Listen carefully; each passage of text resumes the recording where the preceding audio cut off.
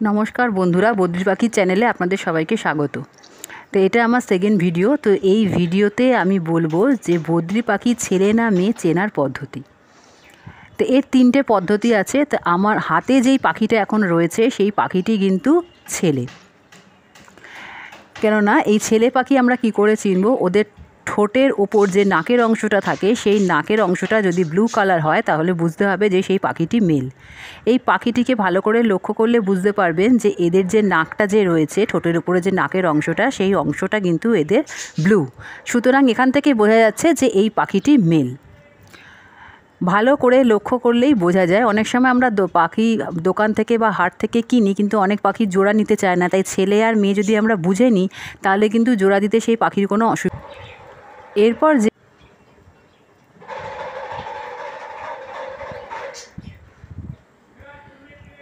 এই পাখিটি যে আমি দেখাচ্ছি, এই পাখিটি কিন্তু ফিমেল। কেননা এদের ঠোঁটের উপরে যে নাকের অংশটা আছে সেই নাকের অংশটা দেখবেন সাদা। যদি কোনো বদ্রি পাখি ঠোঁটের উপরে নাকের অংশটা যদি সাদা থাকে তাহলে বুঝতে হবে সেই পাখিটি ফিমেল।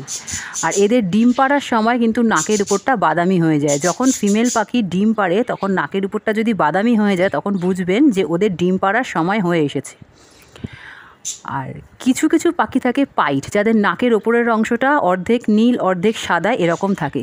সেই পাখিগুলোকে কিন্তু আমরা অনেক সময় মনে করি মেল বা ফিমেল, আমরা বুঝতে পারি না।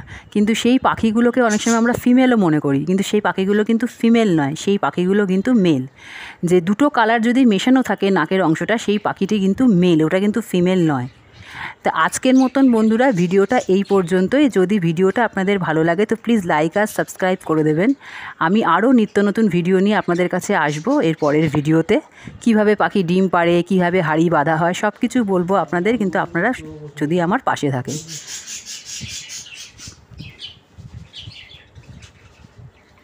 এই পাখিগুলো হচ্ছে আমাদের পাখি। এরা আমাদের সাথে 4-5 বছর ধরে রয়েছে। এগুলো পাখির বাচ্চা আছে, কিছু পাখি রয়েছে। এরা এখন আমাদের বন্ধুর মতন হয়ে গেছে। তো যদি বন্ধুরা আমার এই ভিডিওটা আপনাদের ভালো লেগে থাকে তো প্লিজ আপনারা আমার পাশে থাকবেন। আর আমি যেগুলো বললাম সেভাবে যদি আপনারা মেল আর ফিমেল পাখি নিজেরাই বুঝে দোকান বা হাট থেকে কেনেন তাহলে আপনাদেরই ভালো হবে। সবাই আমরা জোড়া নিলে ওরা জোড়াটা হয়ে যাবে, ডিম বাচ্চা করতে পারবে।